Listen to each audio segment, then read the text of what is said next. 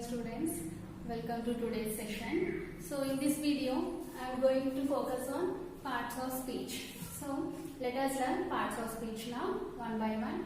So how many parts of speech are there totally? As you know very well, there are 8 parts of speech.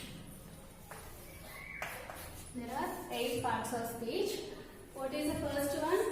First one is noun, second one is pronoun, third one is verb, fourth one is adjective, fifth one is adverb, sixth one preposition, seventh one conjunction, and the last one is interjection.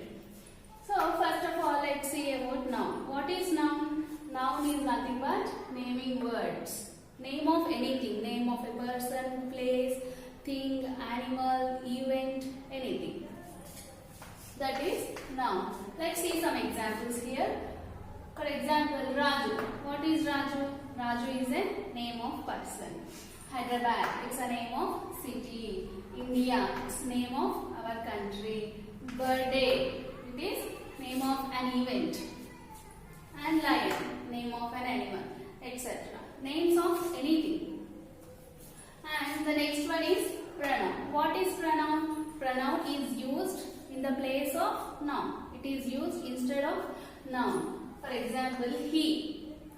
What is this he? It is used in the place of a male name or a boy's name. And she. It is used instead of a girl's name or a female's name. It, thing. Instead of anything, instead of naming it again and again, we can use it. And they. When some group of people are there, we can refer with the pronoun they. And we, you, I, etc. All these are examples of pronouns. And next one is verb. What is verb? Verb is nothing but action words. So, action words. What I am doing now? I am explaining now. I am teaching and you are listening. All these are verbs. All action words are called verbs. Some examples are doing, writing, dancing, singing, cooking, etc. Whatever you do from morning to night, whatever you do, all those actions are called as verbs. Next, adjective. What is this adjective? Which describes the noun. Adjective is nothing but which describes about a noun. What is this? It is a chalk piece. And it is in which color? It is in white color. So that is a description about the chalk piece. In the same way, we describe persons, we describe things, we describe animals. What kind of animal it is? It is a wild animal or domestic animal. What kind of person he is? He is an honest person, man. Or he is an intelligent student. She is a beautiful girl. Let's see some examples here. Tall, beautiful, good, famous, etc. And next one is adverb. Name itself says adverb. See, there is a verb in this adverb which is added some extra thing to the verb which describes the action. Now I am explaining. How I am explaining? Fast, or I am explaining and writing neatly. Let's see some examples. Well, neatly, gracefully, tastefully. So as you can observe here, after every adjective, neat is an adjective and we are adding ly. Finally we are getting an adverb. By adding ly here, see here ly. By adding this ly, we are getting adverbs. But this is abnormal case. We are not adding ly to good. Good is an adjective and the adverb form of good is well. So these are some exceptional cases. And next, preposition. Name itself says, even in this name, position. We can see position in this name. Preposition, which locates the position, which tells about the position. Where I am standing on the stage.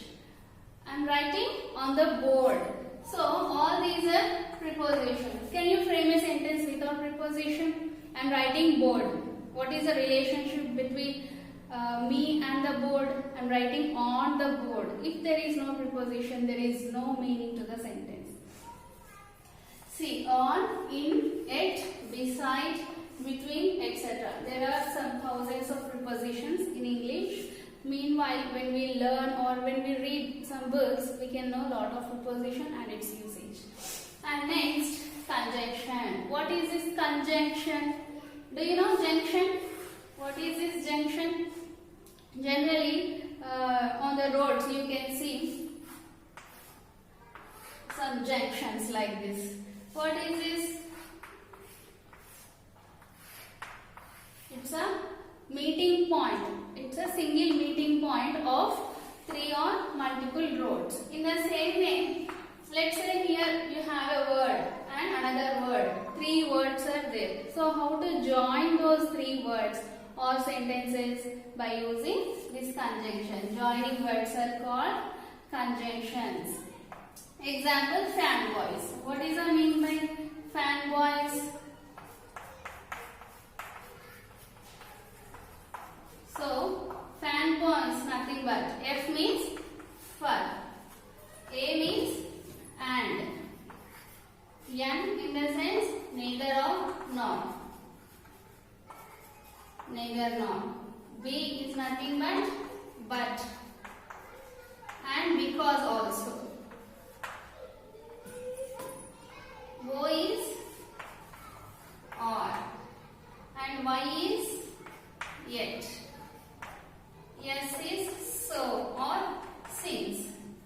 So this is one acronym. This is one acronym combining all the conjunctions together. So in this one word, one single word, we can remember all these conjunctions at a time. Fanboys. F means for, A and, N neither nor, B but because, O or, Y yet, yes, so and since. Is it clear? Right.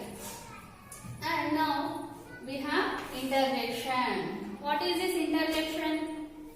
It expresses sudden feelings or emotions. Let's say something wrong happened to a person. What he says, oh my God, I forgot. Let's say you forgot your classwork. Oh my God, oh shit, I forgot my classwork at home. Then immediately teacher gives punishment. We know that very well.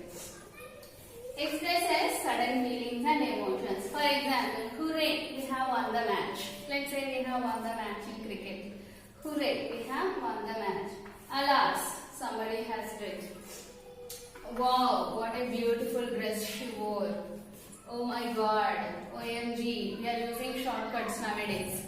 So, OMG, oh my God, I forgot something at home or in the class.